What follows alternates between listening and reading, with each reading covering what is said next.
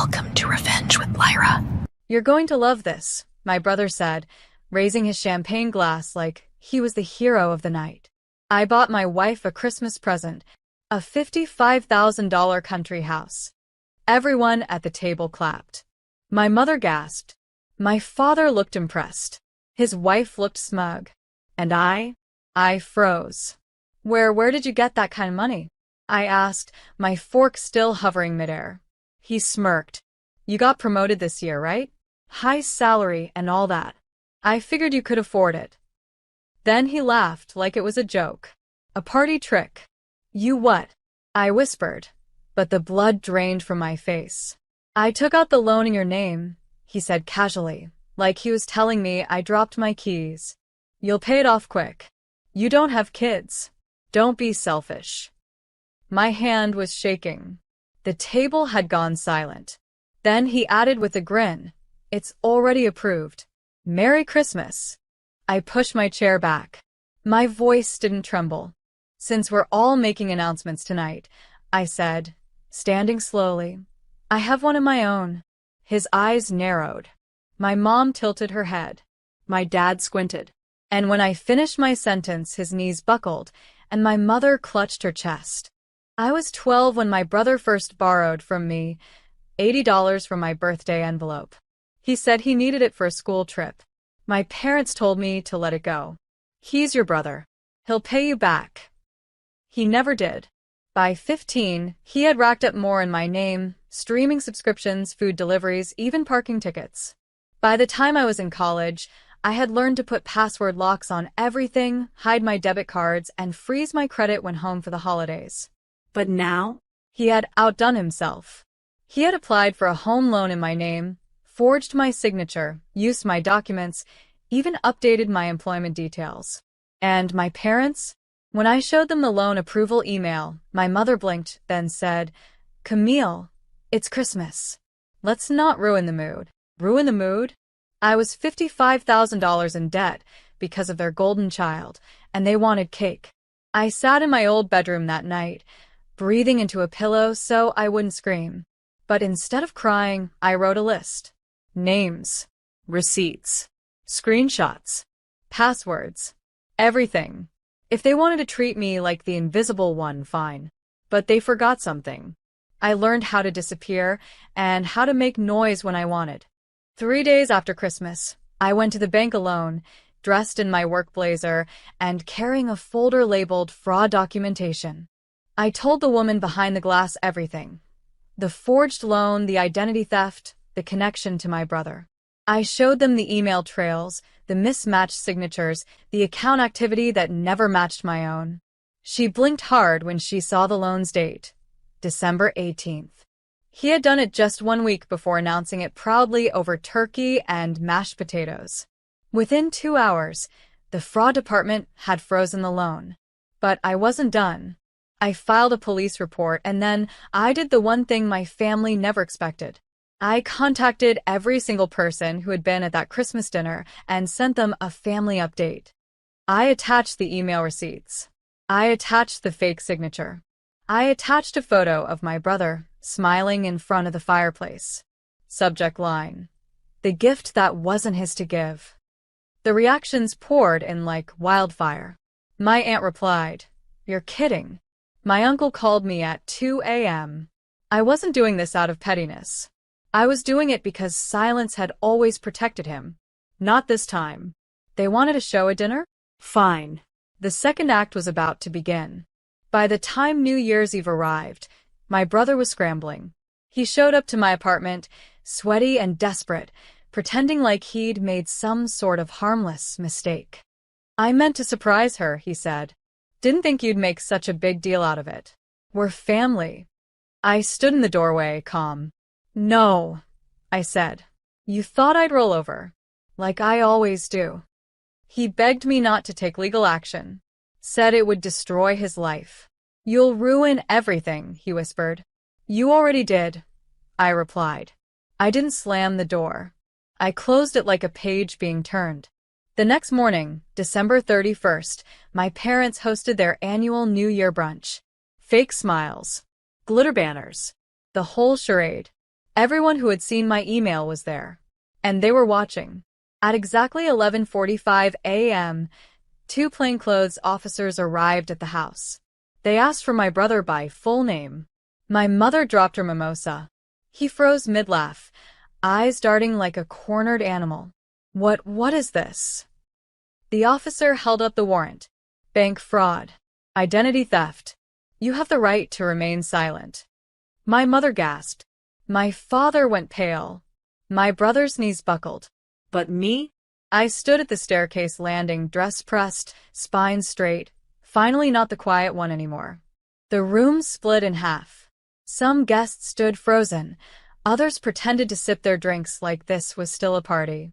My mother rushed to the officers, voice shrill. There must be a mistake. My son wouldn't do this.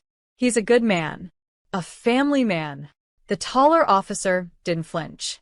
Ma'am, we have documentation, forged loan applications, voice recordings, and signed statements. The bank confirmed he used his sister's employment records to secure a $55,000 loan. My brother tried to play victim, tears trembling on his lashes. Camille, please. We can fix this. Just tell them it was a mix-up.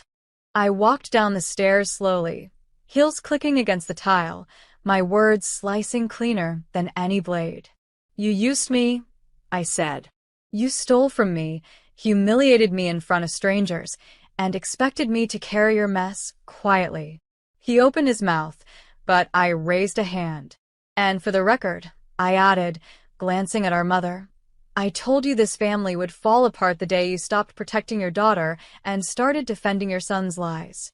A silent punch to her pride. My father tried to speak. Couldn't. The officers cuffed my brother and let him out. The air in the room collapsed behind him. The silence after he was gone was the loudest thing I'd ever heard. Plates sat cold. Glasses untouched. My aunt dabbed her eyes with a napkin. My cousin whispered, "Good for you," like a secret blessing. My mother stood like a statue, her knuckles white against the edge of the dining table. You didn't have to do this.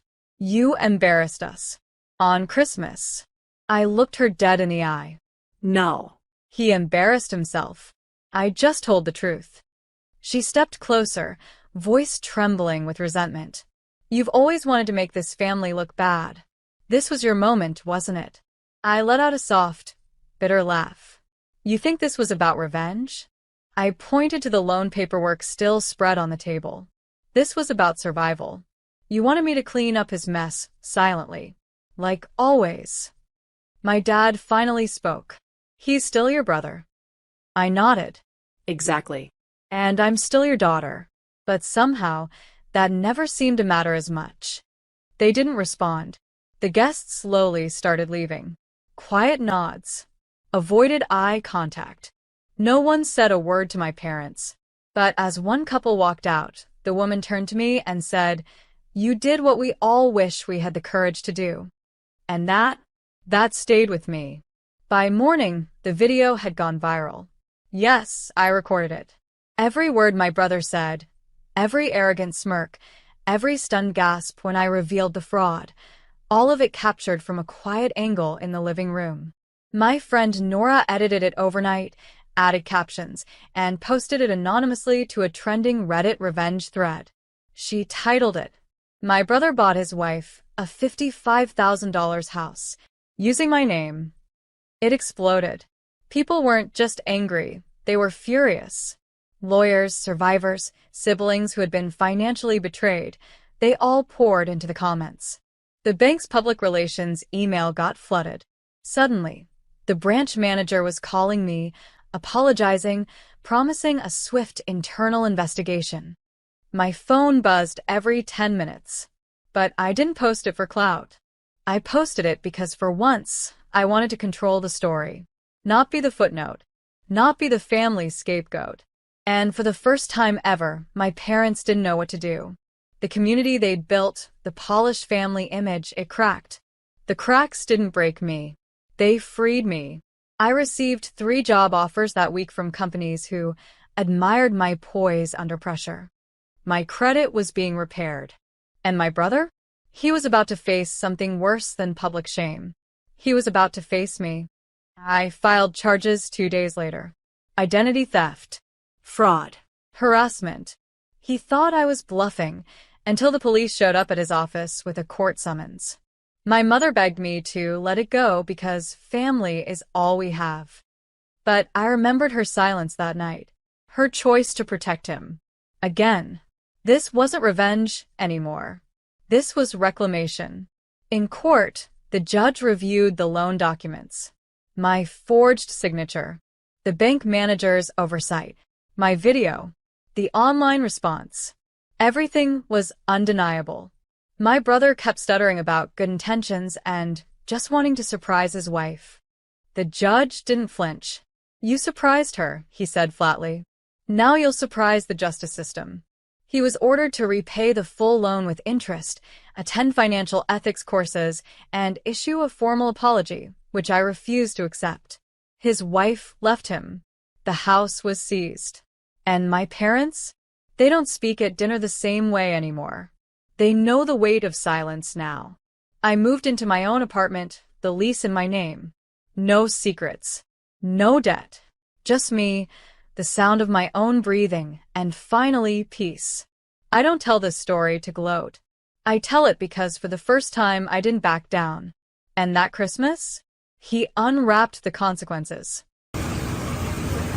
Bởi vì được tất cả màu vàng năm 9 con rồi. Đó. Đó. Đó. Đó. Đó. Đó. Đó. Đó.